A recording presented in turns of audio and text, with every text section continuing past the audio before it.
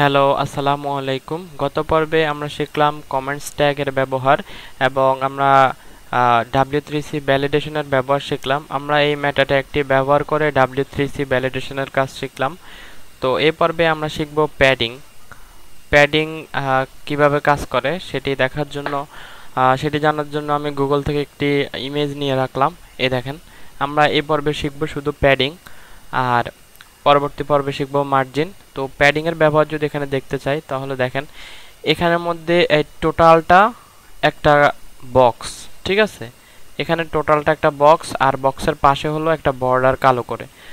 তো এই এই যে কন্টেন্ট আছে, এই যে একটা অ্যাশ কালারের একটা কন্টেন্ট আছে ভিতরে, এই কন্টেন্টটা হলো এই টোটালটা একটা বক্সের ভিতরে।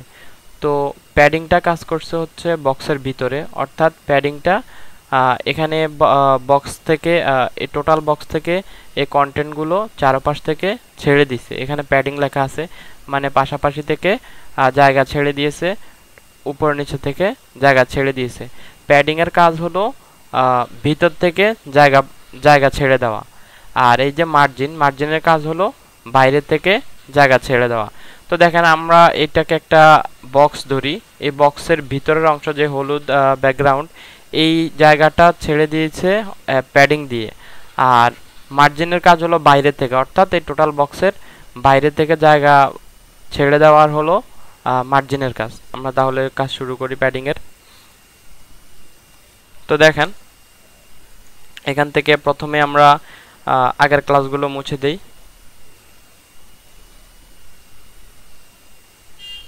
আর এটিকে এই ক্লাসগুলোকে পুনরায় সেভ করি ক্লাস 14 আর এটাকে ইন্ডেক্স নামে সেভ করি, আর স্টাইলটাকে স্টাইল সিএসএস নামে সেভ করি।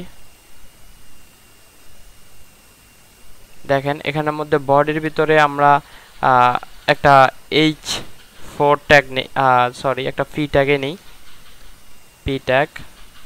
আর এখানে কিছু কন্টেন্ট লিখে দিই, this is paragraph dummy content here, ঠিক আছে। আর এটিকে আমরা এবার রান করি, রান লঞ্চ ইন ফায়ারফক্স।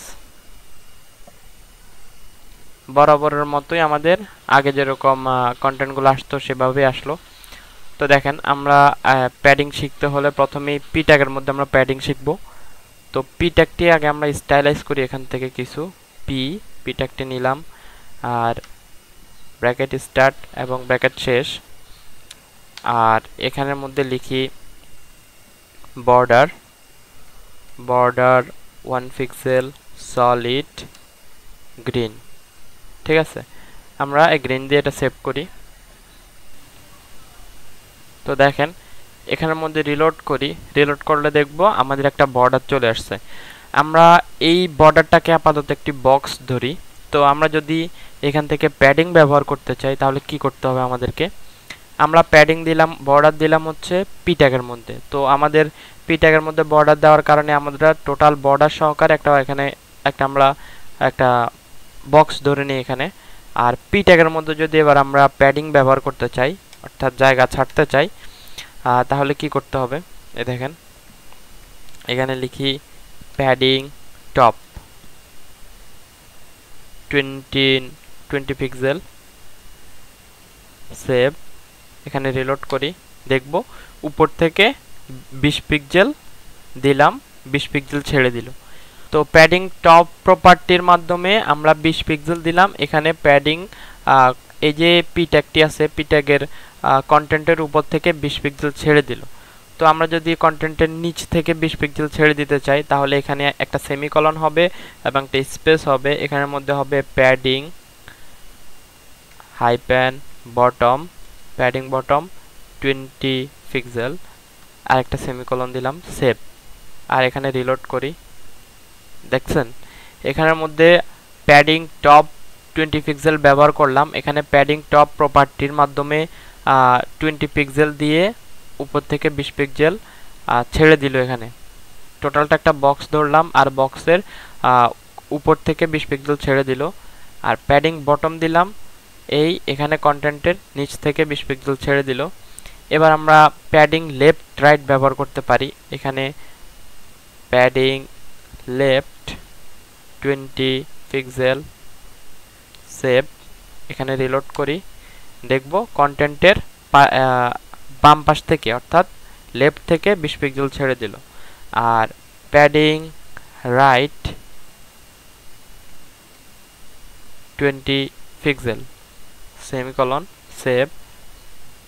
এখান থেকে 20 পিক্সেল ছাড়ছে কি ছাড়ে নাই সেটা আমরা এখান থেকে বুঝতে পারবো না, কারণ এখানে টোটাল একটা আমরা এখনো ওয়েবসাইট তৈরি করিনি, আমরা শেখার জন্য এগুলো লিখতেছি। তো এখানের মধ্যে টপ থেকে জায়গা আছে, এজন্য টপ থেকে 20 পিক্সেল ছাড়লো, বটম থেকে 20 পিক্সেল ছাড়লো, লেফট থেকে 20 পিক্সেল ছাড়লো, কিন্তু রাইট থেকে ছাড়লো তো এই পাশ থেকে ছাড়বে। তো রাইট থেকে এখন বোঝা যাবে না, কারণ আমরা এইটার এখনো উইড ব্যবহার করি নাই। আমরা সামনে একটা বক্স তৈরি করে সেটি ব্যবহার করব।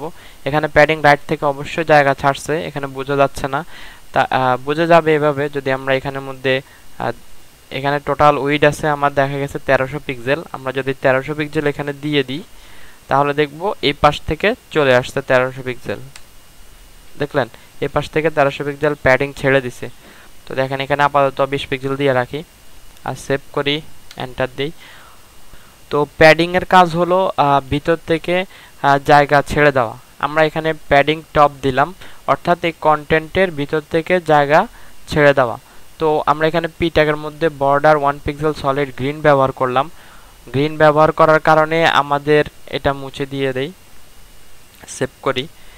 বর্ডার ব্যবহার করার কারণে আমাদের এই টোটালটা একটা বক্স হিসেবে আমরা ধরে নিলাম, টোটালটা একটা বক্স হলো। তো প্যাডিং এর কাজ হলো ভিতর থেকে জায়গা পরিবর্তন করা, জায়গা ছেড়ে দেওয়া। তো কার ভিতর থেকে জায়গা ছেড়ে দিবে? এই যে পি ট্যাগের মধ্যে আমরা বর্ডার দিলাম, পি ট্যাগের ভিতর থেকে জায়গা ছেড়ে দিবে প্যাডিং যদি ব্যবহার করি পি ট্যাগের মধ্যে। তো আমরা এখানে প্যাডিং টপ ব্যবহার করলাম, এখানের মধ্যে প্যাডিং টপ ব্যবহার করলাম, উপর থেকে 20 পিক্সেল নিচে ছেড়ে দিল, অর্থাৎ এই কন্টেন্টের উপর থেকে 20 পিক্সেল ছেড়ে দিল। আর প্যাডিং বটম ব্যবহার করলাম 20 পিক্সেল, বটম ব্যবহার করার কারণে কন্টেন্টের নিচে থেকে 20 পিক্সেল ছেড়ে দিল। আর প্যাডিং লেফট ব্যবহার করার কারণে এখানে কন্টেন্টের লেফট থেকে 20 পিক্সেল ছেড়ে দিল। আর প্যাডিং রাইট ব্যবহার করার কারণে এখানে কন্টেন্টের রাইট পাশ থেকে 20 পিক্সেল ছেড়ে দিল। ঠিক আছে, তাহলে প্যাডিং এর কাজ হলো ভিতর থেকে জায়গাটাকে ছেড়ে দেওয়া। তো এখানে প্যাডিং এভাবে padding top bottom left right এতগুলো না লিখে আমরা একটা লিখতে পারি, সরাসরি একটা প্যাডিং ব্যবহার করতে পারি। প্যাডিং প্রপার্টির মাধ্যমে আমরা চারপাশ থেকে একসাথে জায়গা ছেড়ে দিতে পারি। এই দেখেন এখানে যদি আমরা এগুলা না ব্যবহার করে, এগুলাকে আমি আপাতত এই পাশে রাখি, এগুলাকে ব্যবহার না করে আমরা যদি প্যাডিং 20 পিক্সেল দিয়ে দেই তাহলে দেখেন সেভ করি, এন্টার দেই, দেখলেন। এখন আমি এটা উঠিয়ে দিই, রিলোড করি, আবার এটি দেই। পি ট্যাগের মধ্যে যদি আমরা শুধুমাত্র padding bottom left right top এতগুলো ব্যবহার না করে যদি শুধুমাত্র আমরা প্যাডিং ব্যবহার করি, প্যাডিং প্রপার্টি 20 পিক্সেল যদি ব্যবহার করি তাহলে কি হবে দেখেন, চারপাশ থেকে 20 পিক্সেল ছেড়ে দিবে। ঠিক আছে, যদি এখানে 10 পিক্সেল ব্যবহার করি তাহলে চারপাশ থেকে 10 পিক্সেল ছেড়ে দিবে। যদি এখানে 30 পিক্সেল 50 পিক্সেল যত পিক্সেল ইচ্ছা ব্যবহার করি চারপাশ থেকে 50 পিক্সেল ছেড়ে দিবে। অর্থাৎ যদি আমরা চারপাশ থেকে একসাথে প্যাডিং ব্যবহার করতে চাই তাহলে এভাবে শুধুমাত্র প্যাডিং প্রপার্টির মাধ্যমে এভাবে ব্যবহার করতে পারবো। আর যদি ইন্ডিভিজুয়ালি ব্যবহার করতে চাই তাহলে এখানে প্যাডিং টপ দিলে শুধু টপ থেকে ছাড়বে, বটম দিলে বটম থেকে ছাড়বে, লেফট দিলে লেফট থেকে ছাড়বে, রাইট দিলে ডান পাশ থেকে ছেড়ে দিবে। তো এটি হলো প্যাডিং এর ব্যবহার। হ্যাঁ, আরেকটি কথা, এখানের মধ্যে যদি এখানে প্যাডিংটা এখানের মধ্যে ব্যবহার করেন তাহলে কি হবে দেখেন, এখানের মধ্যে প্যাডিংটা যদি ব্যবহার করেন টপ বটম লেফট রাইট, আর যদি প্যাডিং একসাথে 50 পিক্সেল ব্যবহার করেন তাহলে কোনটা পাবে? সেভ করি, এখানের মধ্যে 100 পিক্সেল দিয়ে দিই, তাহলে দেখব আমরা নিচেরটাই প্রাধান্য পাবে। কারণ কি? কারণ হলো এখানে এটা হলো কি, এটা হলো padding top bottom left right, এগুলো হলো প্যাডিং এরই একটা অংশ। তো এগুলো যদি আগে ব্যবহার করে পরে যদি প্যাডিং ব্যবহার করি 100 পিক্সেল, তাহলে কি হবে, এগুলার আর ভ্যালু থাকবে না, টোটাল এই প্যাডিংটাই পাবে। আর যদি এগুলো মুছে দেই, নিচেরটা মুছে দেই, তাহলে উপরেরটা ইন্ডিভিজুয়ালি পাবে, ইন্ডিভিজুয়ালি 20 পিক্সেল পাবে। আর যদি টোটালটা যদি নিচে দিয়ে দেই, প্যাডিংটা যদি নিচে ব্যবহার করি, তাহলে 100 পিক্সেল প্যাডিং নিচেই পাবে।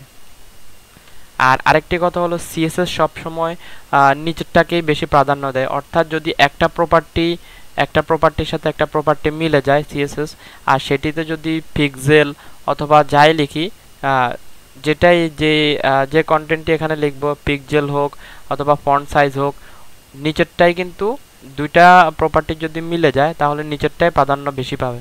তো সেটি বোঝার জন্য আমরা এখানে দেখেন একটা ব্যবহার করি, এখানের মধ্যে একটা h2 ব্যবহার করি, h2 tag, this is heading 2, ঠিক আছে, h2।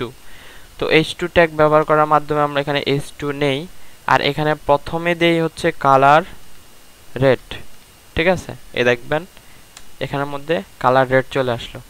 আর এই প্রপার্টি আমরা এখানে কালার প্রপার্টি নিলাম, রেড দিলাম, আর এখানের মধ্যে কালার আবার প্রপার্টি নেই, আর এখানে গ্রিন দেই, এখানে কালার দিলাম রেড, কালার প্রপার্টি ব্যবহার করে কালার দিলাম রেড। কালার প্রপার্টি যদি আবার নিচে ব্যবহার করি, এখানে যদি গ্রিন ব্যবহার করি, তাহলে সেভ করি, দেখেন এখানের মধ্যে গ্রিন পাবে। কেন পাবে? কারণ হলো এই যে h2 আমরা এখানে ট্যাগটি লিখলাম, h2 ট্যাগের প্রথমে দিলাম কালার রেড, পরে আবার দিলাম কালার গ্রিন। তো সিএসএস সবসময় নিচেরটাকেই বেশি প্রাধান্য দেয়। অর্থাৎ দুটো প্রপার্টি যদি মিলে যায়, আর দুটো প্রপার্টি যদি মিলে যায়, আর ওই যে প্রপার্টি নিচে থাকবে সেই প্রপার্টির ভ্যালুটাই আগে প্রাধান্য পাবে। এখানে রেডটা পায় নাই, গ্রিনটা ভ্যালুটা আগে প্রাধান্য পাইছে। তো তেমনি এখানের মধ্যে পি ট্যাগের মধ্যে আমরা প্যাডিং ব্যবহার করলাম individually top, bottom, left, right থেকে। তো ব্যবহার করার পরে আমরা এই যে প্যাডিং প্রপার্টিটা 100 পিক্সেল এখানে দিলাম, তাহলে আমাদের এই 100 পিক্সেলে কাজ করছে, এই 20 পিক্সেল কাজ করে নাই। কেন করে নাই? কারণ এখানের মধ্যে এই প্যাডিং প্রপার্টিটা এখানের মধ্যে মিলে গেছে। উপরে যেরকম প্যাডিং প্রপার্টি দিলাম, নিচেও আমরা প্যাডিং প্রপার্টি আছে, তো উপরগুলোর ভ্যালু আর পায় নাই, নিচেরটার ভ্যালুই বেশি পাইছে। তো এখানের মধ্যে আপনারা দুভাবেই প্যাডিং ব্যবহার করতে পারবেন। যদি ইন্ডিভিজুয়ালি ব্যবহারের দরকার হয় এভাবে করবেন, আর একসাথে ব্যবহারের দরকার হলে এভাবে প্যাডিং ব্যবহার করবেন। আশা করি বুঝতে পেরেছেন। তো নেক্সট টিউটোরিয়াল দেখার আমন্ত্রণ রইল। নেক্সট টিউটোরিয়ালে আমরা মার্জিনের ব্যবহার দেখব। তো ভালো থাকবেন সবাই, অবশ্যই লাইক, কমেন্টস এবং সাবস্ক্রাইব করতে ভুলবেন না।